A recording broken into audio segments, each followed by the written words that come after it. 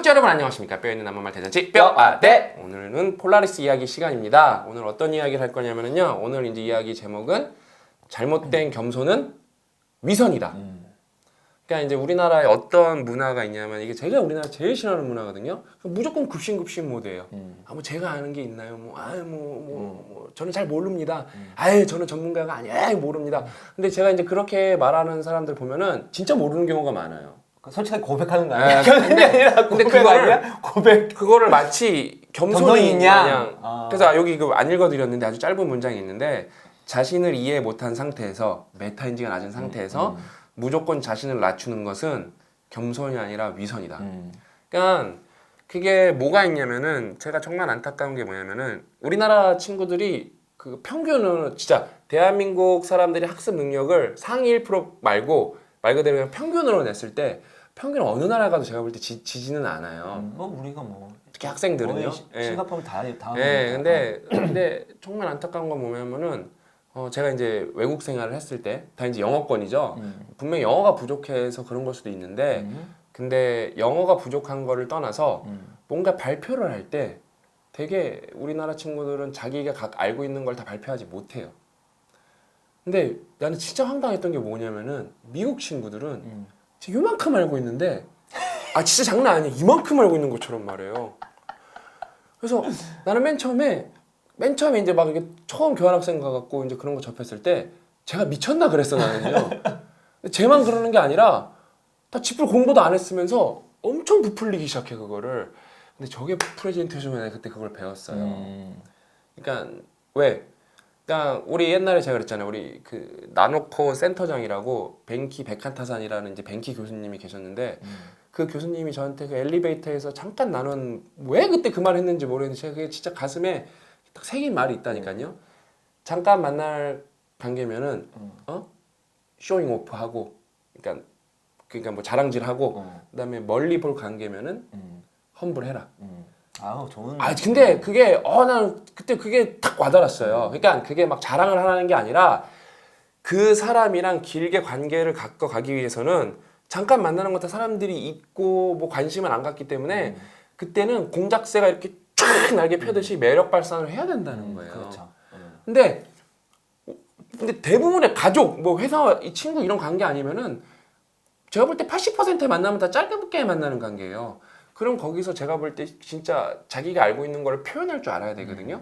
근데 우리나라는 이 굽신굽신 문화가 너무 심해. 일단 연공서열도 이런 거에 한몫하는 것 같고 왜? 그다음에 뭐가 있어요? 그냥 나대면은 그러니까 그거야. 나대는 거는 좀 부정적인 편이고 가만히만 있어도 중간망하다. 이 더러운 그 뭐 격언이 있어서 그래 내가 볼 때. 어떻게 가만히 갔는데 가지? 그러니까, 가만히 있으면 중간에 못 가. 가는 거 아니잖아. 가만히 이게 있으면. 연공서열의 폐라니까요. 일단은 그게 연공서열이라는 기차에 딱 올라타면은 가만히 있으라는 거예요. 그럼 잘리진 않는다는 거야. 그러니까 제 생각은 특히 우리가 뭐 유교 문화이기도 하고 또 그 겸손의 미덕에 대해서 또 어르신들도 많이 이렇게 얘기를 하고 뭐 겸손하면 좋긴 하는데 또 여기에 제가 뭐 약간 뭐 핀트가 완전히 뭐 이렇게 맞지 않을 수 있긴 한데 또 요즘 젊은 친구들은 아닌 경우도 많이 있잖아요. 근데 중요한 거는 실력을 봐야 되는데 얘가 진짜 겸손하냐 안 하냐 그걸로 일단 판단을 많이 하게 되면 실제로 얘가 진짜 실력이 있는데 그런 걸로 마이너스인 경우 많이 있거든요. 그러니까 예를 들어서 우리가 뭐 한 20년 뭐 그 전년 같은 경우는 대부분 다 이제 겸손을 이렇게 했으니까 상관없는데 요즘에는 안 그런 경우 친구도 되게 많으니까 자기 뭐 이렇게 실력 충분히 있으면서도 뭐 거기 맞춰 자신감 있게 할 수 있는데 그 자신감을 완전히 좀 뭔가 그 예의 없거나 겸손이 없는 것처럼 평가해가지고 평가 전환하는 경우도 많이 있다는 생각이 들거든요. 근데 요즘에 좀 고 작가님 말씀 듣고 보니까 많이 바뀌었어요. 대표적인 게 그거지. 유튜브에서 이제 젊은 친구들이 잘 나가는 친구들이 많잖아요. 옛날 같으면 얼마 버는지 절대 얘기 안 하잖아요. 그러니까 진짜 우리 때만 해도 어떻게 그거를 얘기를 하지? 근데 요즘 친구들은 딱 계좌 까면서 막 뭐 한 달에 1억 5천씩 벌면서 그러니까 뭐 스웩 그러니까 근데 요즘 친구들은 확실히 좀 바뀌어갖고 그러면 옛날 어른들은 뭐라 그래요? 이 자식 겸손하지 않네. 그런단 말이야. 그런 말을 한단 말이야. 그렇지. 예? 근데 그 친구가 일단은 세금 낼 거 다 내고 그렇지. 그다음에 그래 생각해보니까 자기 수익 공개하면 세금을 안 내기 힘들어. 그럼요. 왜냐면 내가 그렇게 안 내면 세무조사 받아야 되는데 맞지? 맞아요. 그러니까 저는 오히려 또 떳떳하고 좋은 것 같아요.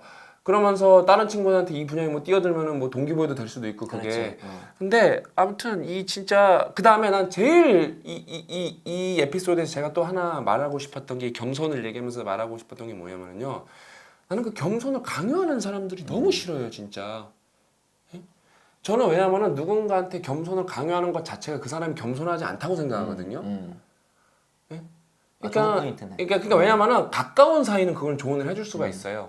가까운 사이는 조언을 해줄 수가 있어요. 근데 전혀 모르는 사람이 와갖고 당신 겸손한 어떤 맥락을 알길래 도대체 저는 그래서 저도 옛날에 그런 꼰대 기질이 있었어요. 근데 저는 요즘에 이게 젊은 친구들 이렇게 잘하는 친구들 보면은 오히려 저는 더 북돋아 주려고 그래요. 예? 왜냐면은 아까 우리 이게 전 에피소드에 나온 것처럼 실패를 하면서 배우는 거거든요. 그거는요. 예? 그다음에 자기가 만약에 실력이 없는데 나대다가 근데 이게 여기 자신을 잘 이해를 해야겠죠. 먼저 메타인지가 높아야겠죠. 실력이 있는데 진짜 쇼잉 오프하는 건 전 진짜 찬성하는 편이에요. 그건 전 프로라고 보거든요. 그렇죠. 네. 프로가 막 겸손하려고 막 삼진다고 그러고 오늘 4할이 넘어갈 것 같은데 그러면서 삼진 4할 넘어가면 왕따 당하지 않나 이게 20년 동안 기록 없잖아요. 3할 9분 8리만 해야 되겠다. 선배들한테 너무 밉보이는 거 아닌가, 그렇지? 헤트트릭하고 이제 헤트트릭 해갖고 4골째 넣으면 이건 좀 너무한 거 아닌가? 용어도 적당히 없는 것 같은데 그러면서. 그러니까 이게 진짜 그런 거 보면서 아무튼 저는 그 겸손 안 한 친구들 문제보다도 이 겸손을 강요하는 문화. 솔직히 저는 그거는 또 어떻게 보면 열등감에서도 온다고 보거든요. 예?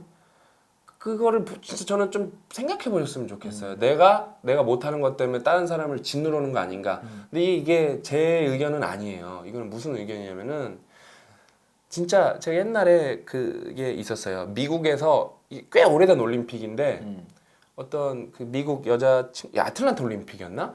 그 미국 그 체조하는 여자친구가 그 여성분이 하다가 탁 도망가 뭔가를 했는데 다리가 탁 부러진 거예요. 근데 착지를 딱 해서 어쨌든 그 팀이 금메달인가를 받았을까 그럴 거예요. 미국은 근데 제가 이제 그때 그거를 좀 그 관련 뉴스를 보면서 알게 됐어요. 그게 미국은 영웅을 만드는 주의구나. 그렇지. 영웅주의 문화가 있구나. 근데 우리나라는 영웅이 나오면은 죽이려는 문화가 있어요. 그렇지. 나 이게 너무 안타까운 나는 거예요.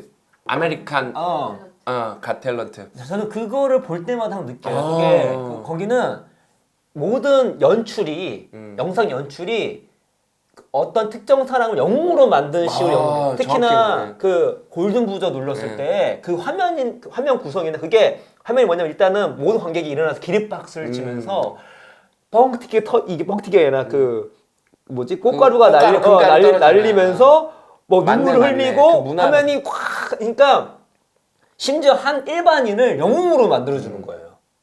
그러니까 그런 문화인데 말씀하신 것처럼 우리나라는 이제 뭐 깎아내리기 바쁘지 뭐 그런 게 많이 있지. 근데 우리나라 전 SNS가 이제 순기능이 있고 이제 그 역기능이 있다고 보는데 그 순기능 중에 하나가 그렇게 뭔가 이렇게 잘하는 사람들을 인정해주고 그 사람들이 그 잘하는 걸 통해서 뭔가 이렇게 먹고 살 수 있는 문화가 좀 생긴 게 저는 그게 SNS의 되게 순기능이라고 봐요. 뭐 유튜브나 페이스북이나 이런 것 중에 우리나라도 이제 많이 인정해주는 문화가 좀 저는 생긴 것 같은데 아무튼 아직도 그 외국에 비해서는 이게 되게 덜한 것 같아요. 그러니까 뭐만 나오면은 그 사람이 잘한 거를 응원해줄 생각은 안 하고 그게 뭐 잘못된 거 그거 뭐 하나 찾아보려고. 왜냐면 여러분 사람은 정말 안타깝지만 완벽할 수가 없어요. 그렇죠.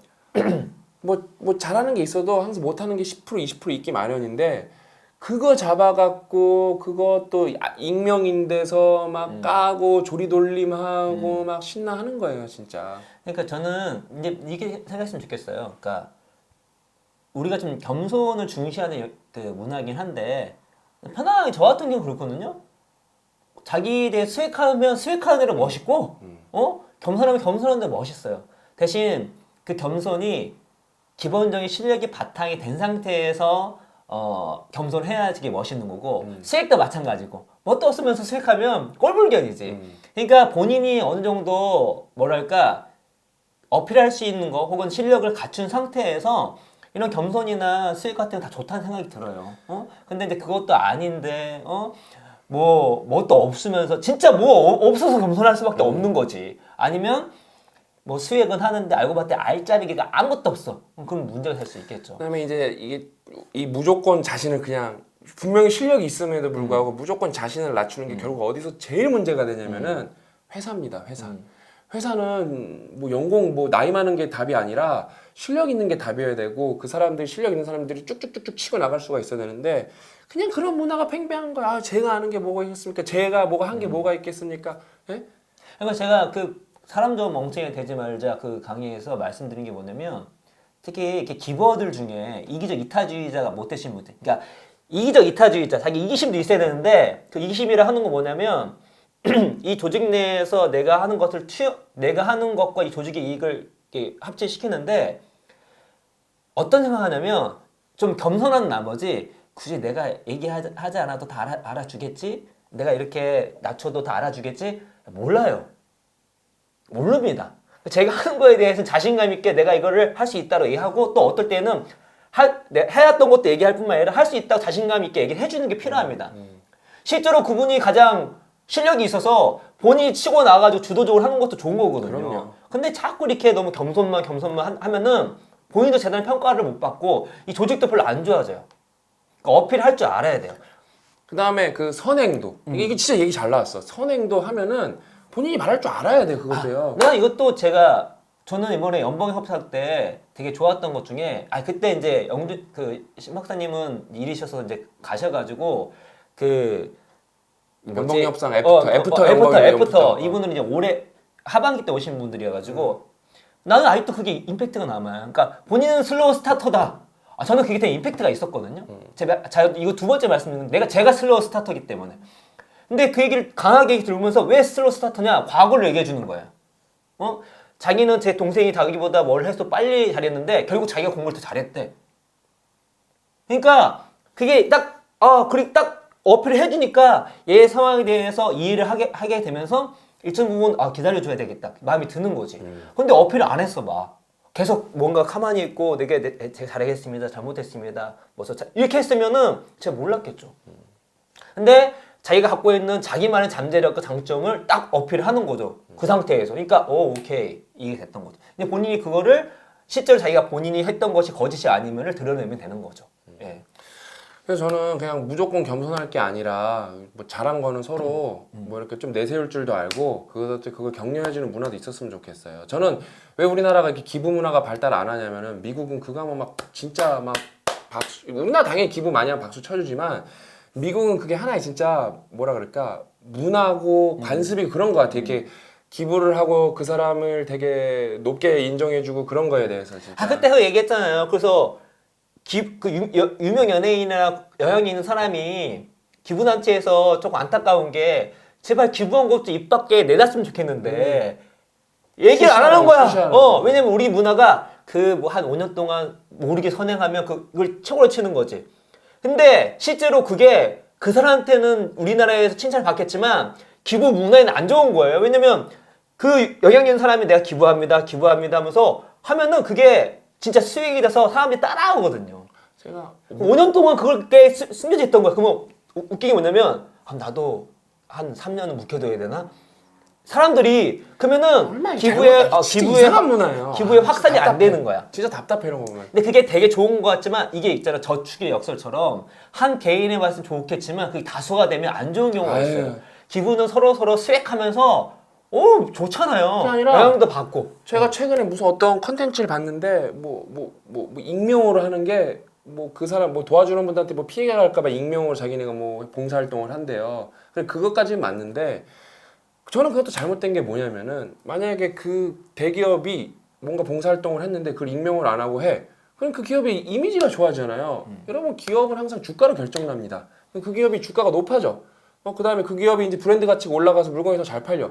그럼 그 착한 기업은 뭘 할 수 있나요? 더 많은 봉사를 할 수 있습니다. 이게 선순환인데 이상한 문화가 진짜 팽배해요.